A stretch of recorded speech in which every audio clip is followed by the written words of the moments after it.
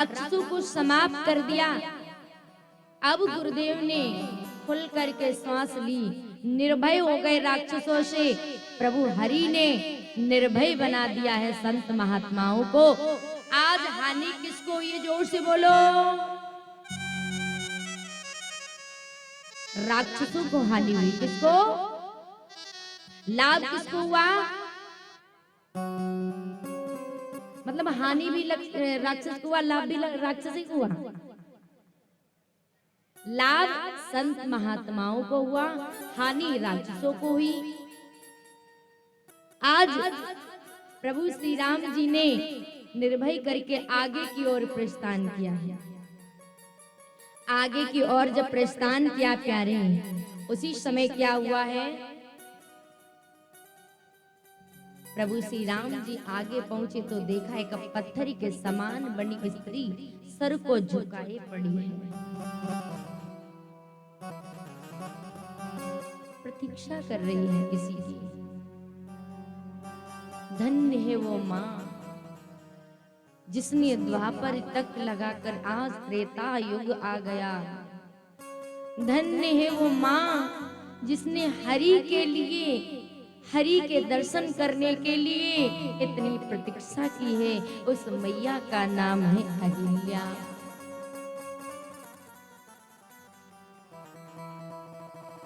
प्रभु श्री राम जी ने गुरुदेव से कहा, गुरुदेव मुझे ऐसा आभास क्यों हो रहा है कि यहाँ का वातावरण कुछ अच्छा नहीं लग रहा है। क्यों? प्रभु श्री राम जी ने आगे जैसे कदम रखा, आज वहां इतना प्रदूषण, इतना प्रदूषण, आज वहां का वातावरण प्रभु श्री राम जी को अच्छा नहीं लगा। इसीलिए कदम रखते ही गौतम के आश्रम में प्रभु श्री राम जी से बोल दिया, गुरुदेव यहाँ का वातावरण मुझे नहीं अच्छा लग रहा है। यहाँ का वातावरण कैसा है? कहने लगी यहाँ क्या हो रहा है? दूर दूर तक ना कोई पंछी नजर आ रहा है, ना पेड़ पौधे, कुछ भी नजर नहीं आ रहा है। यह आश्रम कैसा है?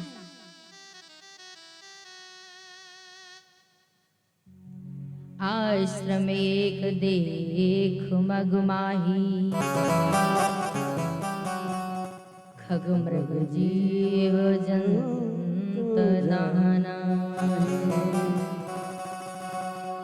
ओ चामुंडई शिला प्रभु देखी, सकल कथा मन कहा विशेष। सकल कथा मुनि कहा विशेष। ऐसा गुरुदेव ने कहा, राम जहां का व्यवस्थापक ही ना हो वहां की व्यवस्था कैसी होगी? जहां का व्यवस्थक ही गायब हो वहां की व्यवस्था कैसे ठीक हो सकती है? वहां का व्यवस्थापक नहीं होगा तो वातावरण खराब होना ही है। जिस घर में शिक्षक नहीं होते हैं वहां के बच्चे कैसे होते हैं? ये हम पर सब पर डिपेंड होता है। आओ राम, हम समझाते हैं तुम्हें। आश्रम में बिठाया राम को। राम ने कहा, गुरुदेव यहाँ का व्यवस्थापक कहाँ गया है? यही तो सारी बात है। नजर पड़ गई शिला पर, कहने लगी है, गुरुदेव ये क्या है? गुरुदेव ने कहा, यही तो सारी बात है। आओ राम, हम तुम्हें कथा सुनाते हैं। गुरुदेव ने कहा, आओ राम, मैं तुम्हें कथा सुनाता हूं। राम ने कहा, गुरुदेव विस्तार से कथा सुनाओ। बिठा करके राम को कथा सुनाने लगे गुरुदेव। कहा, राम ये बड़ी विचित्र कथा है।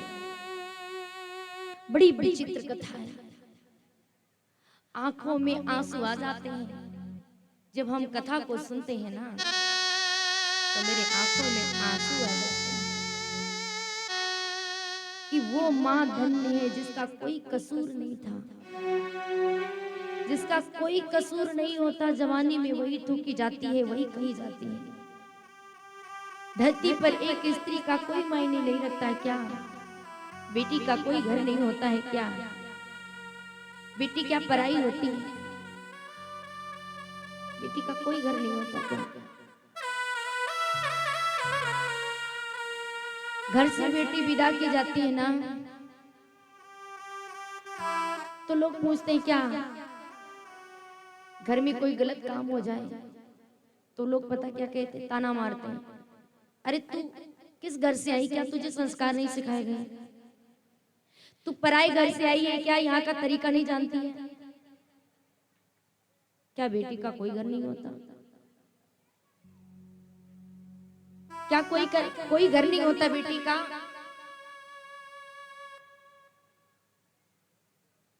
इस धरती पे माँ सीता ने परीक्षा दे देकर के माँ थक चुकी थी। अंत में उसे धरती में समाहित करना ही पड़ा, समा गई माँ। जब हद से ज्यादा एक स्त्री परीक्षा देकर थक जाती है तो उसे धरती पे कुछ नहीं दिखाई पड़ता है। वो देते देते परीक्षा थक जाती है ना।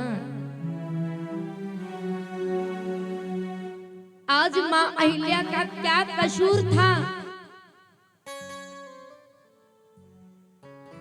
आज धरती पे पड़ी है पत्थर के समान,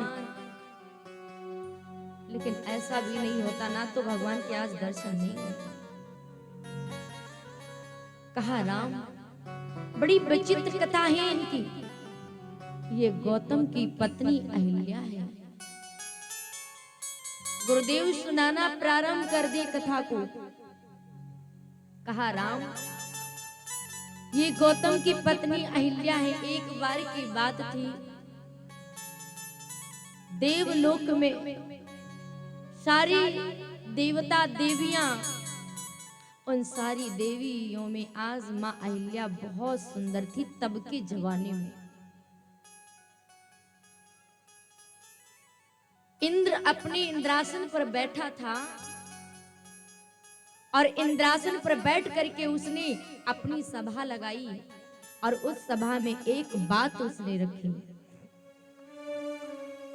सारी सभा लोगों से पूछना उसने चालू कर दिया कि ये बताओ इस समय इस लोक में सबसे सुंदर स्त्री कौन है?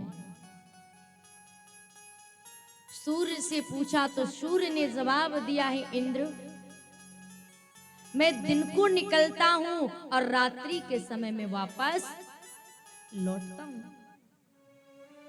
मेरे तेज के आगे कोई व्यक्ति टिक नहीं सकता, तो फिर मैं कैसे बता दूं कि संसार में सबसे सुंदर स्त्री कौन है?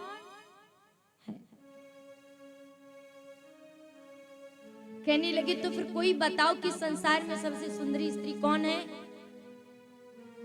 सूर्य ने कहा, मैं आपको ये बता सकता हूं कि आप चंद्रमा के पास चले जाओ और उससे पूछ लो, क्योंकि वो रात्रि के समय निकलता है। उससे पूछ लो। चंद्रमा के पास में पहुंचा इंद्र, उससे पूछने लगे, हे चंद्रमा, तू तो रात्रि के समय निकलता है, पर ये मुझे बता कि सबसे सुंदर स्त्री कौन है? आज तक माँ अहिल्या को किसी व्यक्ति ने, सूर्य क्या कोई देवता, आज अहिल्या माँ को की सूरत तक नहीं किसी ने देखी थी। वो 4 बजे उठ करके आज स्नान कर लेती थी और अपने स्वयं आश्रम में अंदर पहुंच जाती थी, कोई भी उसे देख नहीं सकता था। लेकिन एक दिन की बात, माँ अहिल्या स्नान कर रही थी तो चंद्रमा की छवि आज अहिल्या पर पड़ी। जैसे ही प्यारे पड़ी तो चंद्रमा ने आज इंद्र को समझाया कि संसार में सबसे सुंदर स्त्री है तो वो है अहिल्या। अहिल्या सबसे सुंदर स्त्री है। जैसे इतनी बात कही, बस इतना ही मुझे पता करना था। किसकी पुत्री है? ब्रह्मा की पुत्री है। एक दिन की बात थी, ब्रह्मलोक में अहिल्या माँ खड़ी थी, माँ लक्ष्मी खड़ी हुई थी। और जिस समय अहिल्या